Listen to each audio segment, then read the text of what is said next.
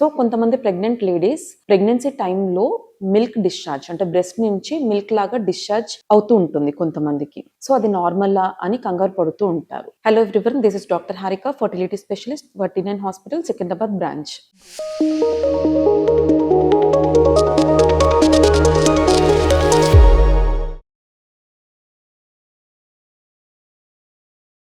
So జనరల్గా మనకి pregnancy టైంలో బ్రెస్ట్ నుండి మిల్క్ లాగా డిశ్చార్జ్ అవ్వడాన్ని మెడికల్ టర్మినాలజీలో గైలక్టోరియా అంటారు. ఇది 2 టైప్స్ ఉంటుంది, ఫిజియోలాజికల్, పాథలాజికల్. ఫిజియోలాజికల్ అంటే ఇట్స్ నార్మల్ అని చెప్పేసి. సో ఎటువంటి కండిషన్స్ లో ఇది నార్మల్ అని తీసుకుంటామంటే, సో యూజువల్ గా మనకి ప్రెగ్నెన్సీలో ప్రొలాక్టిన్ లెవెల్స్ అనేటివి 10 టైమ్స్ ఇంక్రీజ్ అవుతూ ఉంటాయి. సో దీనివల్ల మనకి బ్రెస్ట్ నుండి మిల్క్ రావడం అనేది కామన్ గా చూస్తూ ఉంటాం.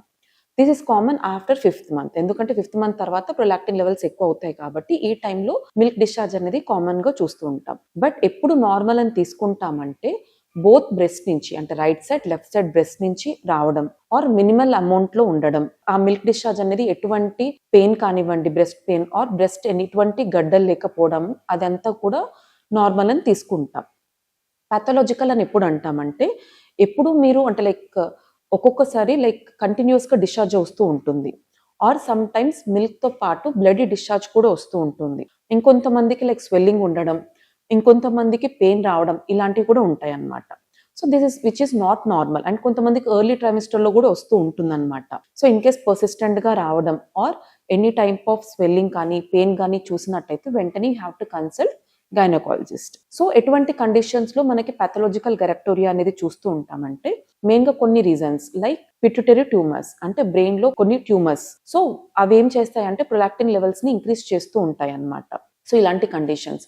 అండ్ అలాగే కూడా కొంతమందికి కొన్ని మెడిసిన్స్ వాడుతూ ఉంటారు, మెడిసిన్ సైడ్ ఎఫెక్ట్స్ వల్ల కూడా ప్రొలాక్టిన్ లెవెల్స్ అనేటివి ఇంక్రీజ్ అవుతూ ఉంటాయి. అండ్ అలాగే థైరాయిడ్ ప్రాబ్లమ్స్ ఉన్న వాళ్ళకి కూడా కొంతమందిలో మనం గైలక్టోరియా అనేది చూస్తూ ఉంటాం.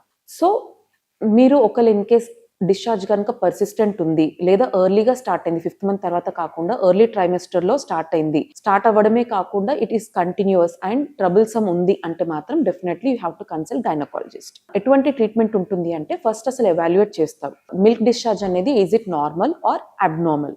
సో ప్రొలాక్టిన్ లెవెల్ చెక్ చేయడం, అండ్ అలాగే కూడా అది మన మెడిసిన్ సైడ్ ఎఫెక్ట్ వల్ల వస్తుందా లేదా, అండ్ అలాగే కూడా బ్రెయిన్ లో ఎటువంటి ట్యూమర్స్ ఏమైనా ఉన్నాయా లేదా అనేది చెక్ చేసుకోవడం జరుగుతుంది. దానికి అకార్డింగ్ గా ట్రీట్మెంట్ ఇవ్వడం జరుగుతుంది. కొన్ని టిప్స్ ఏంటి అంటే, సో ఇలాంటి టైంలో మనం యూజువల్ గా బ్రెస్ట్ స్టిమ్యులేషన్ ని అవాయిడ్ చేయమని చెప్తాం. కొంతమంది మిల్క్ వస్తుంది అంటే ప్రెస్ చేస్తూ ఉంటారన్నమాట. అలా ప్రెస్ చేయడం వల్ల ఇండైరెక్ట్ గా మీరు బ్రెస్ట్ ని స్టిమ్యులేట్ చేయడం వల్ల ప్రొలాక్టిన్ లెవెల్స్ ఇంక్రీజ్ అయ్యి ఇంకా మిల్క్ ప్రొడక్షన్ అనేది ఇంక్రీజ్ అవుతూ ఉంటుంది. So first you have to avoid that. Second ఏంటంటే, 2 టైట్ ఫిట్టింగ్ క్లాత్స్ ఉంటాయి కదా, అవి అవాయిడ్ చేయాలి.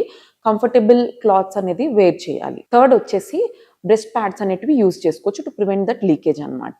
సో చాలా మంది ప్రెగ్నెన్సీ ఉన్న ఉమెన్ కూడా చాలా మంది డౌట్ పడుతూ ఉంటారు. సో ఒక్కొక్కసారి ఏంటి అంటే, మినిమల్ అమౌంట్ ఎర్లీ ట్రైమిస్టర్ లో వచ్చినా కూడా కంగారు పడాల్సింది లేదు. జస్ట్ ఇలాంటి టిప్స్ ఫాలో చేసి ఇన్ కేస్ అది కంట్రోల్ అయింది అంటే టెన్షన్ పడాల్సింది లేదు.